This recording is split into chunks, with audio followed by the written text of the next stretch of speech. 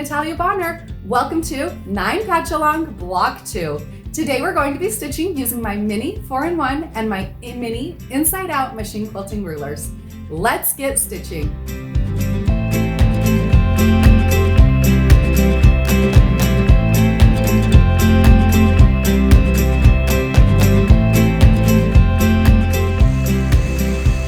I'm going to start stitching in the upper corner using my mini 4-in-1 machine quilting ruler. I'm going to stitch point-to-point curves from the upper corner down to the opposite corner, repeating this process, working through those yellow blocks all the way across my block. When I get to the opposite corner, now I'm going to switch and use my mini inside-out machine quilting ruler and repeat that process, this time coming back to where I started. Now the reason I've switched and I'm using the mini inside out here versus the mini 4-in-1, it's all about comfort. I'm more comfortable holding the mini inside out machine quilting ruler on that side versus the mini 4-in-1. I would have to hold it on the back side.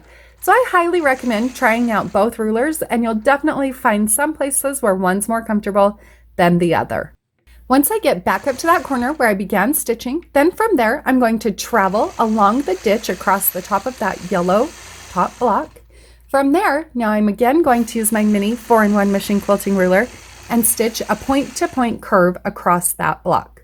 When I get to the opposite corner, then I'll adjust my ruler, and now I'm going to continue stitching those point-to-point curves through the red blocks down to the opposite corner. Now I am using one thread color on this whole entire quilt, so this makes it a continuous line design. If you do change thread colors, you will have to stitch this out in a different order. But for here, once I got down to the bottom, then I'll stitch across that yellow block and then work my way into the red blocks, coming all the way back to where I started quilting. So it's a continuous line. Then when I get back to the point where I started quilting, then I'm going to rotate my machine quilting ruler or switch to the mini inside out machine quilting ruler and repeat that same pattern, but this time I'm stitching on the opposite curve. So point to point, working through those red blocks down to the bottom, then from there working through the yellow corner block. When I've stitched through that yellow corner block, then I'm going to work back through those next two red blocks all the way back to where I started. When I get back to where I started, then I'm going to stitch in the ditch along the top edge of the block. Now I'm going to repeat that process again, starting in the top corner of the red block, working through that red block down into the next red block. From that red block corner, then I'll adjust my ruler and stitch the curved line through the yellow block. When I get to the bottom of the yellow block, then I'm going to repeat the process of stitching through the red block up to the opposite corner,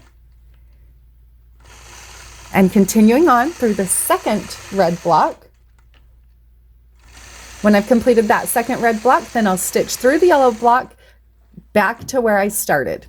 Again, when I get back to where I started, then I'll repeat that process, now just stitching on the opposite side of each of those designs. So if you did follow along with me through my stitch along, let's stitch a block a day, you may recognize this design. This is one of the designs that I taught you how to stitch.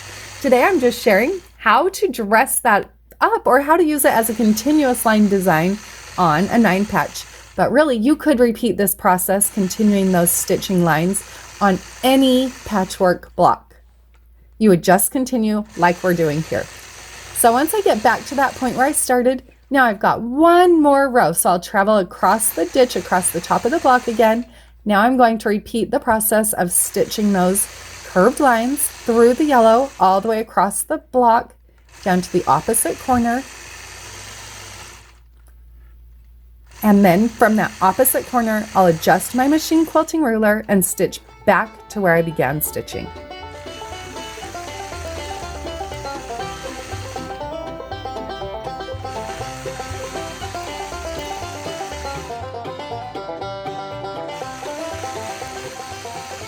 And just like that, you've got a beautiful quilt block design. Now, I love this block all quilted out just like it is here. You could leave yours quilted just like that, but you guys know me and you know that I'm a crazy quilter. I love lots of quilting, so I am going to finish off this design by stitching in the ditch. I'll start out by stitching in the ditch along those first 2 vertical lines. Once I've stitched those, then I'll adjust and stitch through the 2 horizontal lines. Now I am quilting on a custom panel here. This panel is available for purchase through Honest Fabrics.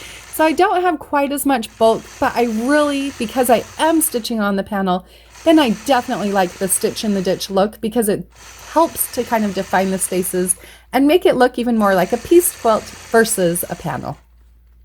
I hope you all found a little bit of inspiration from today's video. Make sure you do share your progress in our Facebook group. We love seeing your progress. Have a great day, everybody.